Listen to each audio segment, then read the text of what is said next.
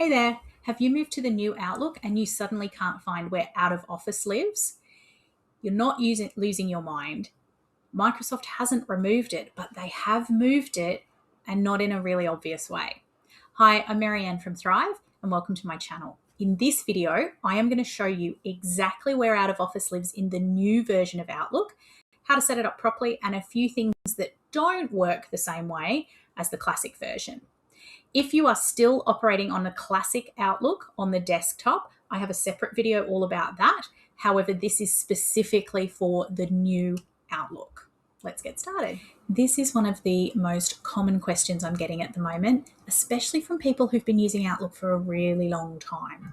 In classic Outlook, out of office lived under our file menu, and it was really easy to find once you knew where it was. In the new Outlook, that file menu has basically been removed, and so people assume that out of office has vanished as well, but that's not the case. It now lives in settings. It's still there, it still works, and that's what's throwing people. So let's start with where to actually find it. In new Outlook, up in the top right, we've got a little settings gear icon. We're going to click on that. Now you might have a little pop-up come up that says a few different sort of default settings and then view all Outlook settings.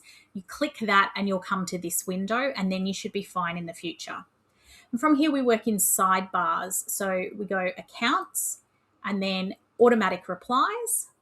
And this is where out of office lives in the new Outlook. And so this is why people get a little bit confused now. Okay, so to turn it on, we make sure first of all that we're in the correct email account, and then we turn on with this toggle here. Now, I really recommend that if you can, you tick this box to allow you to send replies during a time period, and allows you to set your start and end date and time. This way, you won't come back from leave and then realize you've been auto-replying to people for 2 extra weeks after you're back. We see it all the time. There are a couple of extra options here about being able to block your calendar so that invites are automatically declined while you're away, so you don't come back to a bunch of meetings that you've accidentally missed.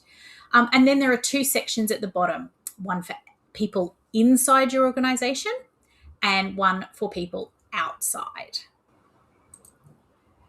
Now, these 2 parts, they haven't changed, but it's still really important. So your internal reply can be a little bit more casual. It's for teammates, colleagues, people who know how things work. The external reply is what clients and contacts see, so you want to keep that really clear and professional. It can be the same, but you can tailor it a little bit that way. Another really important setting to consider here is that if you don't want your auto replies going to newsletters, spam, random addresses, tick this box, send replies only to contacts for external replies to save a lot of unnecessary noise. It also means you're not going to be auto replying to email addresses that are not monitored or don't receive responses, so you don't come back to a whole heap of bounced emails. So here's something that I need you to be aware of. New Outlook is still catching up to classic Outlook in a few ways. Some of the advanced features, particularly in out of office, things like rule-based replies that are a little bit more complex, or certain shared mailbox setups and behaviors, don't work the same way. So if you rely really heavily on those complex out of office features, then you may be better to still work in classic at this stage until you've been able to test and make sure that you can operate the same way in the new version.